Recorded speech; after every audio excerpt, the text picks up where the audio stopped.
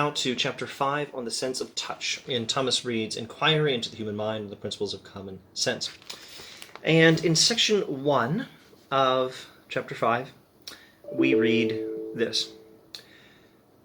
By touch we perceive not one quality only, but many, and those of very different kinds.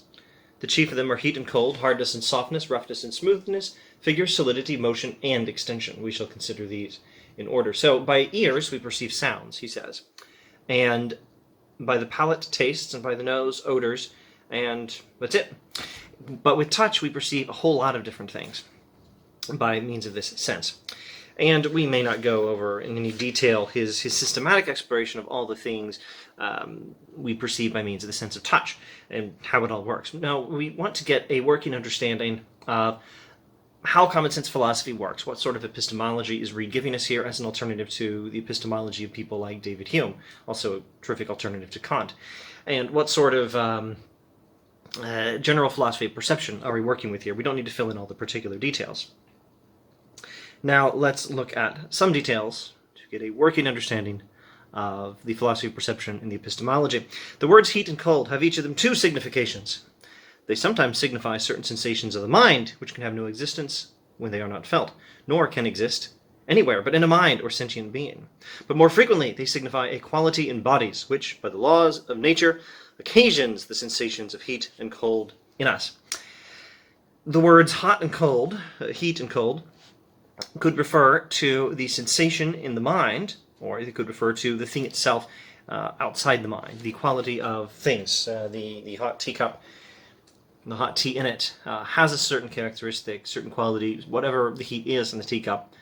Hot, heat, the word heat might refer to that, or it might refer to the sensation of heat that I feel when I touch it. And the sensation exists only in the mind, and the other heat, the heat outside the mind, exists only in the thing and not in the mind.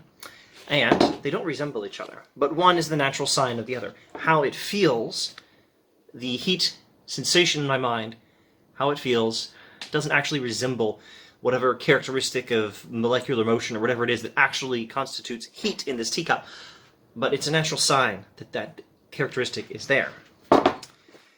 The words may refer to the mental sensation, but also to the quality in the thing outside the mind that causes it.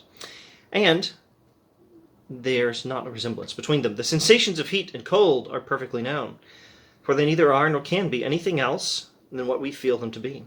But the qualities in bodies which we call heat and cold are unknown. They are only conceived by us as unknown causes or occasions of the sensations to which we give the same names. But though common sense says nothing of the nature of these qualities, it plainly dictates the existence of them. We don't know the qualities which cause the sensations of heat and cold, but common sense necessarily tells us that they exist. We don't actually know very easily what heat itself is. Heat, the thing that exists outside the mind. But the sensation that exists in the mind naturally, automatically, by the constitution of human nature, requires us, tells us, to think that that quality exists, whatever actually it is. What actually is it? Well, in Reid's day, physics didn't have an especially good idea of it.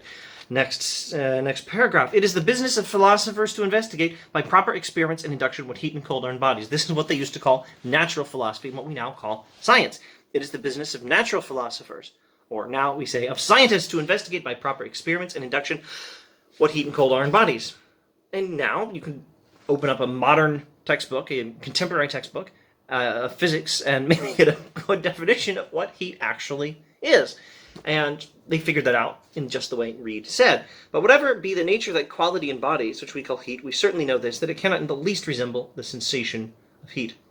The qualities that cause the heat and cold sensation are not like the sensations themselves, but the sensations are a sign of those things.